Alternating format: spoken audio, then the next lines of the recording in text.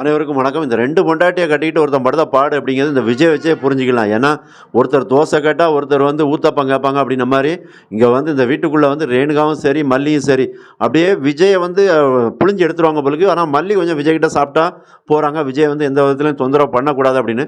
ஆனா, ரேணுகாவை பொறுத்தவரைக்கும் என்ன நினைக்கிறாங்க, எல்லாமே ரெடிமிக்ஸ் மாரி இருக்கணும். உடனே எல்லாமே நடக்கணும் அப்படிங்கிற மாரி நினைக்கிறாங்க. சீக்கிரம் விஜய் தாங்களத்துல தாலி கட்டணும். அதே நேரத்தில இல்லன்னா விஜய் தான் ரூம்ல இருக்கணும் அப்படிங்கிற மாரி எல்லாமே கற்பனையிலே வாழ்ந்துகிட்டு இருக்காங்க ரேணுகா அப்போ இது எல்லாத்தையும் எப்படி தான் சமாளிக்கிறாரு விஜய், அவருக்கு தான் வெளிச்சம்.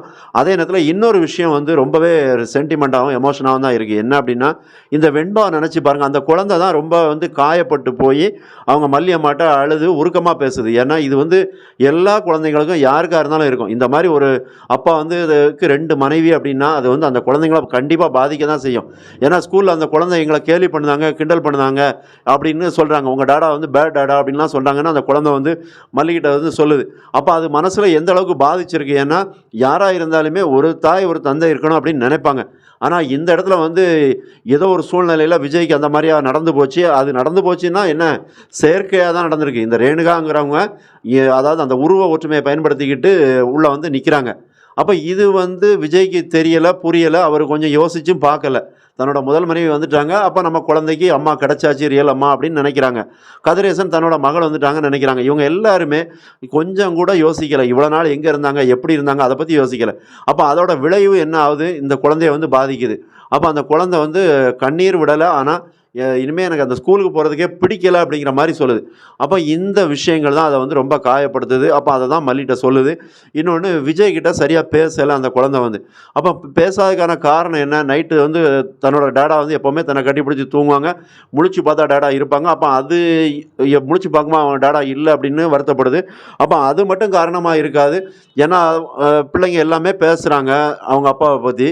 அப்போ அதை பார்க்கும்போது அந்த குழந்தை மனசில் என்ன ஆகும், தன்னோட அப்பா கெட்டவராக தான் இருப்பாங்க அப்படிங்கிற மாதிரி தோணிடும். ஏன்னா பிஞ்சு மனசில் ஈஸியாக எதுவாக இருந்தாலும் சட்டுன்னு பிடிச்சிருந்த கற்பூரம் மாதிரி.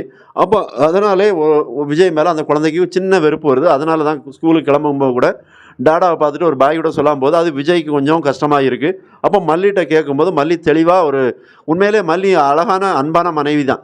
ஒரு விஷயத்தை எப்படி பக்குவமாக எடுத்து சொல்லணும் அப்படிங்கிறத தெளிவாக சொல்லுதாங்க. நீங்களாச்சும் உங்கள் பொண்ணாச்சு, நீங்கள் தான் உங்கள் பொண்ணை தனியாக கூப்பிட்டு போய் பேசணும். இதை நான் பேசி ஒன்றும் சரி பண்ண முடியாது அப்படின்னு ரொம்ப சூப்பரான ஒரு பதிலை ஒரு குடும்பத்தில் எப்படி பண்ணுவாங்களோ அதை தெளிவாக மல்லி பண்ணியிருக்காங்க. உண்மையிலே அதில் மல்லிக்கு ஒரு கிரேட் சல்யூட் கொடுக்கலாம்.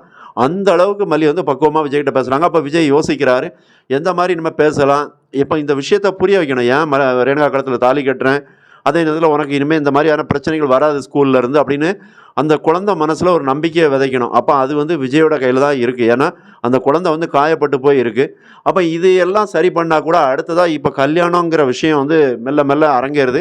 அதை எப்படி மல்லி தடுக்க போகிறாங்க அப்படிங்கிற ஒரு பெரிய எதிர்பார்ப்பு இருக்க தான் செய்யுது.